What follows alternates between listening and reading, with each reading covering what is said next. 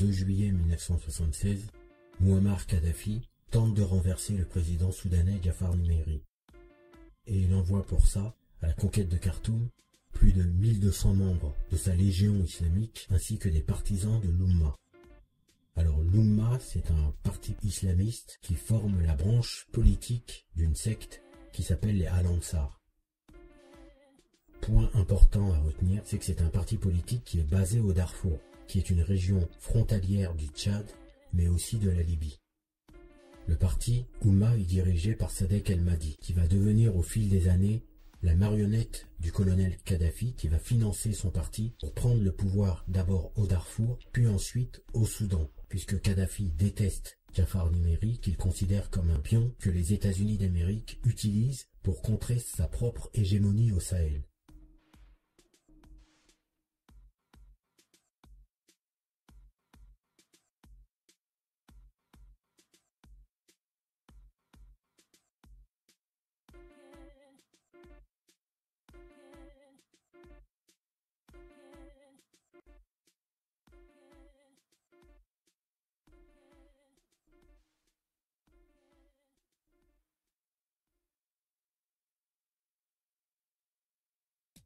Dès novembre 1969, le Frolinat avait reçu des bases arrières en Libye, et la presse libyenne avait commencé à dénoncer Tomba el-Baïl, le tyran du Tchad. Pour faire bonne mesure, Kadhafi avait ressuscité une vieille querelle frontalière entre les deux pays en réclamant la bande d'Aouzou. Mais une autre dimension qui avait été peu remarquée à l'époque tenait au racisme de Kadhafi. Son hostilité au régime de Tomba el-Baïl était au moins en partie due au fait que celui-ci était un noir, africain, chrétien, et que dans sa première incarnation révolutionnaire des années 70 et 1980, Kadhafi était non seulement un panarabiste frénétique, mais aussi un partisan résolu de la suprématie culturelle arabe en Afrique. Ce trait est aujourd'hui un peu oublié car à la suite de l'attentat de Lockerbie et des sanctions internationales qu'il entraîna, le guide de la grande Jamaïria arabe se convertit à un africanisme de circonstance qui lui fit dénoncer furieusement ses anciens amis arabes. Mais au début des années 70, le régime de Tripoli était lourdement engagé dans une politique arabiste dans le Sahel. Orientation qui allait avoir de lourdes conséquences pour les relations interethniques au Darfour, où le bouillant colonel allait intervenir pendant des années.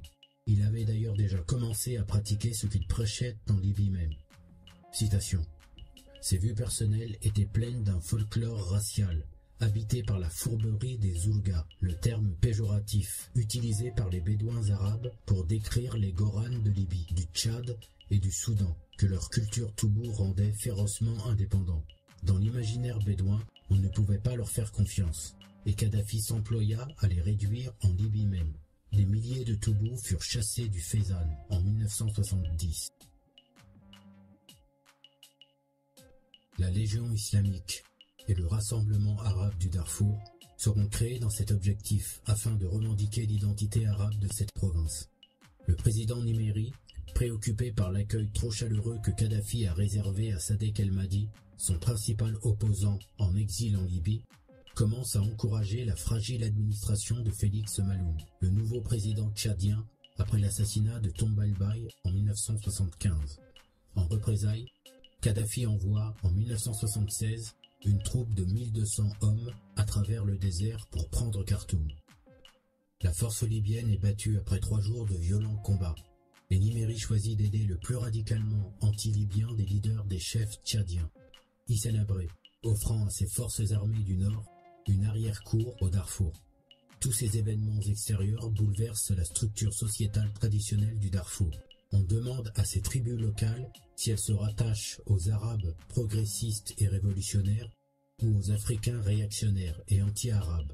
Le gouvernement de Khartoum, plutôt que de calmer ces nouvelles tensions ethniques, préfère les exacerber quand elles lui semblent utiles dans le conflit Libye-Tchad-Soudan.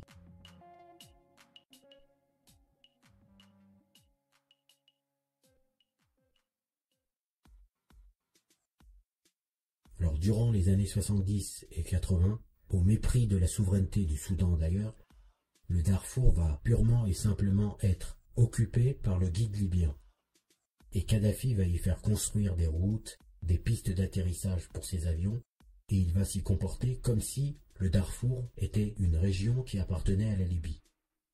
En 1972, c'est au Darfour que Kadhafi va installer sa fameuse Falaika al-Islamia, c'est-à-dire la Légion islamique.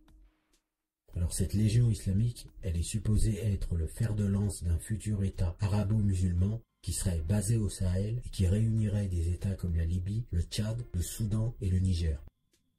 C'était une des obsessions de Kadhafi. Et d'ailleurs, dans la narration que je vais faire des événements du Soudan, vous allez voir que ce désir de Kadhafi d'inciter tous ces États que je viens de citer à fusionner avec la Libye va revenir sans cesse. Alors la tentative de coup d'État de Kadhafi est sur le point de réussir, puisque la Légion islamique et les Al-Ansar vont prendre Khartoum pendant 3 jours. Sauf que l'armée soudanaise va réussir à se ressaisir et va prendre le dessus au terme d'un combat quasiment au corps à corps qui va se passer en plein Khartoum. Et une fois que l'armée soudanaise a réussi à prendre le dessus, Jafar Nimeri va se venger sur les partisans de la confrérie des Al-Ansar. D'abord ceux qui sont installés à Khartoum, qui vont être pourchassés, arrêtés, emprisonnés, exécutés. Ensuite, Jafar Nimeri va envoyer son armée au Darfour, c'est-à-dire le bastion du parti Oumma et de la secte des Al-Ansar. Et l'armée soudanaise là-bas va massacrer encore des centaines de membres de la confrérie des Al-Ansar. Ces tueries vont faire des milliers de morts. Et pendant ce temps-là, le fameux Sadek El-Mahdi, lui, il est en exil bien au chaud à Tripoli, protégé par Kadhafi.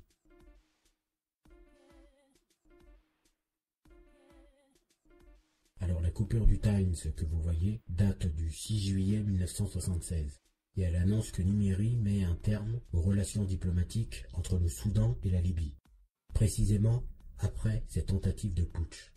Bien évidemment, Kadhafi jure sur tout ce qui bouge qu'il n'a absolument rien à voir avec cette tentative de coup d'État, alors que les colonnes de blindés sont parties du sud de la Libye.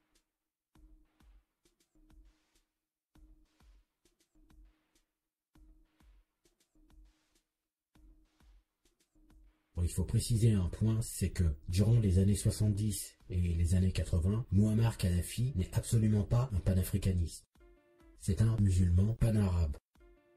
C'est ce qui explique son soutien aux rebelles du Frolinat, qui sont en guerre contre le président Tombalbaye, qui lui est un chrétien du sud du Tchad qui appartient à l'ethnie Sahara. Pour Kadhafi, un musulman blanc vaut mieux qu'un musulman noir, mais un musulman noir vaudra toujours mieux qu'un chrétien noir. Raison pour laquelle il soutient ces rebelles du nord du Tchad, après avoir trouvé un prétexte pour intervenir dans la politique intérieure du pays. Et l'alibi qu'il avait trouvé, c'était que le président tchadien François Tombalbaye opprimait les musulmans de son pays. Puisqu'en effet, la plupart des rebelles du Frolinat sont des Arawa, comme par exemple l'actuel président du Tchad, Idriss Déby, ou alors des Goran Toubou, comme l'ancien Premier ministre et ancien président du Tchad, Hissène Habré.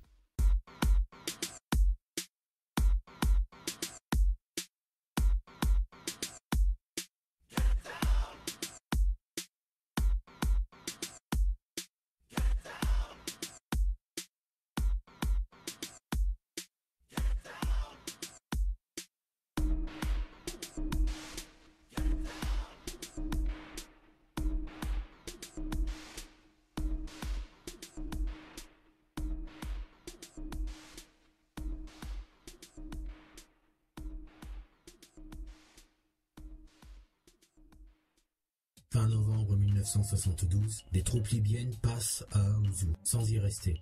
Fin janvier 1973, 7 véhicules militaires libyens arrivent dans l'oasis, distribuent des vivres et vaccinent les populations.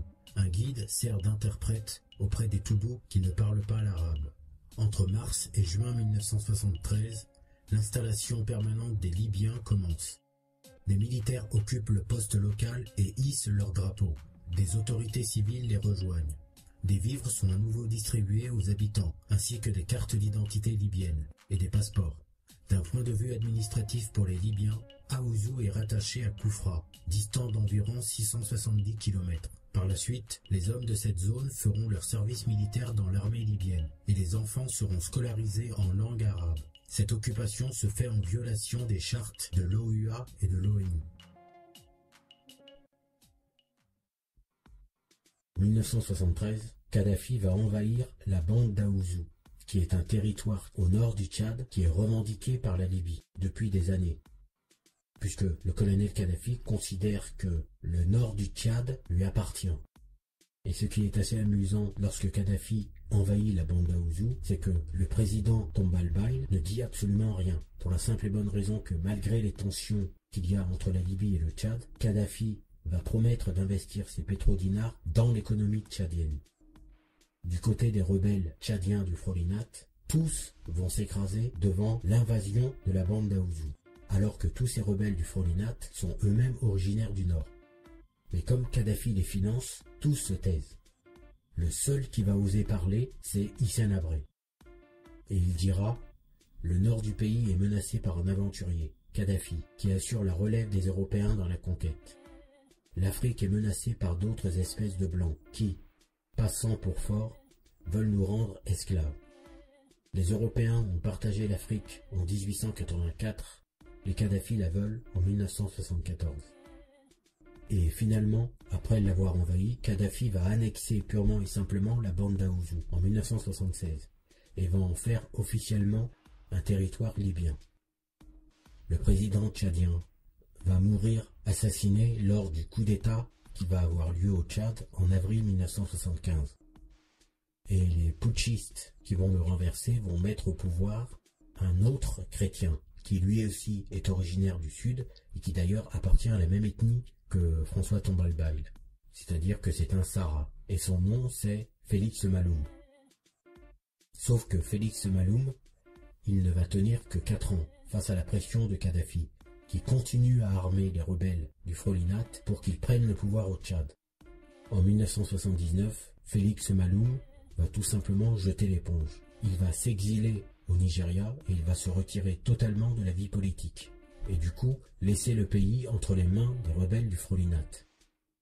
Sauf que, une fois débarrassé des chrétiens du Sud, Kadhafi croyait pouvoir s'approprier le pays puisque maintenant, il était dirigé par des rebelles musulmans originaires du Nord, dont un certain Goukouni Wedei, qui est un membre du Frolinat, mais surtout qui est un des plus pro-Kadhafi des rebelles du Frolinat. Sauf que quelques années plus tard, la guerre va éclater entre le premier ministre du Tchad, Hissène Habré, qui est anti-Kadhafi, et le président Goukouni Wedei, qui lui est pro-Kadhafi. Goukouni Wedei est soutenu et armé par Kadhafi, tandis que Hissène Habré va être armé par la France. Et c'est précisément cette guerre civile entre des anciennes factions du Frolinat qui va précipiter la Libye à entrer dans la guerre civile du Tchad et envahir le pays le 15 juin 1980 pour venir en aide à Goukouni Wedei.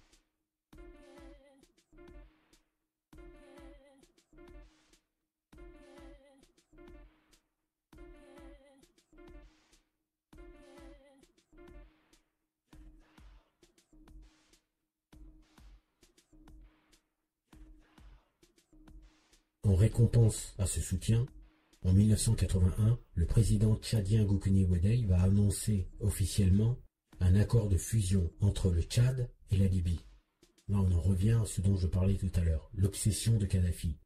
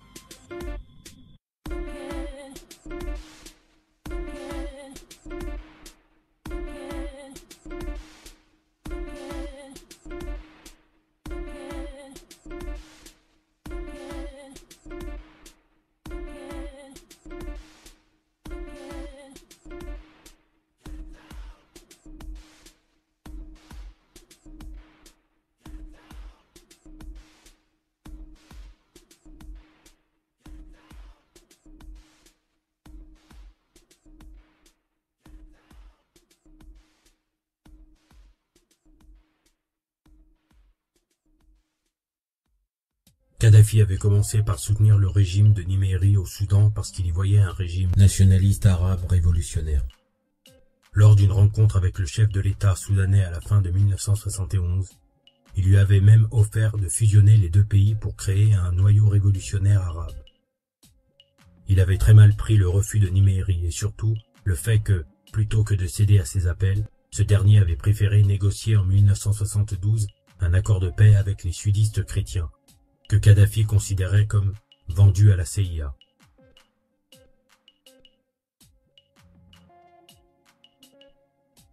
Déçu dans ses plans pour une grande union arabe obtenue par le dialogue, le leader libyen commença à envisager des moyens beaucoup plus musclés d'y parvenir, et le Darfour jouait un rôle essentiel dans ses plans de subversion. En 1972, il créa la Falaïka al-Islamiyya, Légion islamique, qui devait dans son esprit devenir l'instrument d'une unification révolutionnaire arabe du Sahel. Et pour prolonger l'action de la Falaïka al-Islamiyya, il soutint au Darfour le Tadjamou el-Arabi, Union arabe, organisation arabe ouvertement raciste qui prêchait l'arabisation de la province et la réduction des tribus noires à un statut d'inférieur.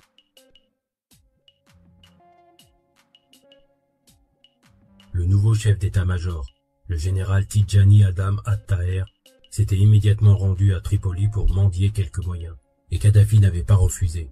Mais il avait réitéré sa demande d'annexion du Darfour, qui l'intéressait désormais d'autant plus qu'il se préparait à l'utiliser comme base arrière pour lancer Déby contre le Tchad. Et dès septembre, de nouveaux affrontements reprirent au Darfour, lorsque les Libyens commencèrent leur politique d'armement des tribus arabes.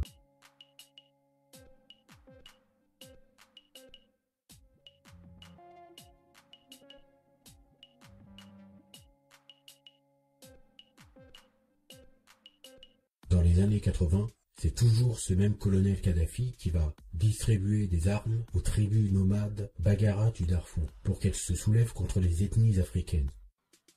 Et donc nous allons avoir tout un tas de massacres contre des civils qui appartiennent à des ethnies africaines. Et en réponse à ces massacres, les Fours, qui sont des négro-africains, qui sont d'ailleurs l'ethnie la plus nombreuse au Darfour, vont eux aussi créer leur propre milice. Et ils vont se mettre à rendre la monnaie de la pièce aux Baggara, c'est-à-dire qu'ils vont se mettre eux aussi à massacrer des nomades arabes du Darfour. Toujours dans cette même politique de soutenir la suprématie arabe au Darfour pour que les tribus minoritaires arabes prennent le pouvoir, Kadhafi va financer une organisation suprémaciste et anti-africaine qui s'appelle la Tadjamou al-Arabi, qui signifie le rassemblement arabe. Alors cette organisation, elle appelait purement et simplement à la domination des tribus négro-africaines du Darfour. Les membres de la Tadjamou avaient développé une feuille de route qui leur permettrait au fil du temps d'accéder au pouvoir. Au Soudan, il y a un universitaire qui est d'ailleurs originaire du Darfour qui s'appelle Abdoulaye Osman El Tom, qui a traduit en anglais tous les documents de la Tadjamou. J'ai fait une traduction des textes du professeur Abdoulaye Osman El Tom sur mon site en 2011. Vous les trouverez sur pianki.com en tapant Tadjamou. T-A-J-A-2-M-U.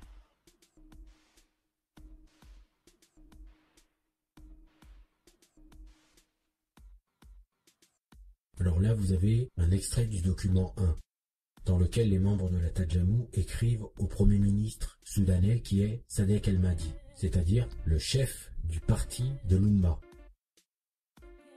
À rappeler, c'est que parmi les Janjaouides qui en 2003-2004 vont massacrer des centaines de milliers d'innocents négro-africains du Darfour en les ciblant sur la base de leurs origines ethniques, eh bien parmi ces gens, on va retrouver des membres de la Tadjamou. Ce qui de toute façon est tout à fait normal, puisque Tadjamou et parti Oumma, on retrouve des liens de parenté.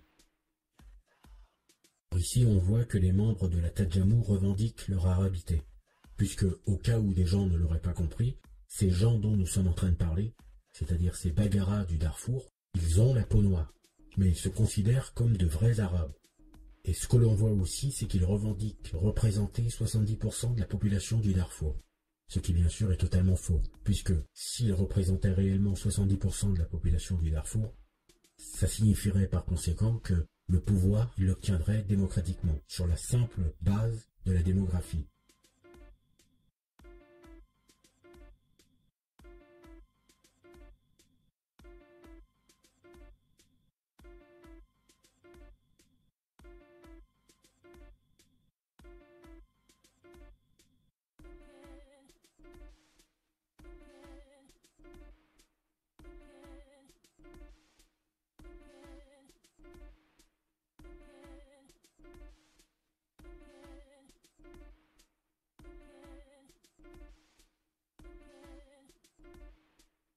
Dans le document 2, on voit le degré d'aliénation des Arabes du Darfour. Les Arabes nord-soudanais, ce sont ceux que l'on appelle aussi les Arabes de la vallée du Nil.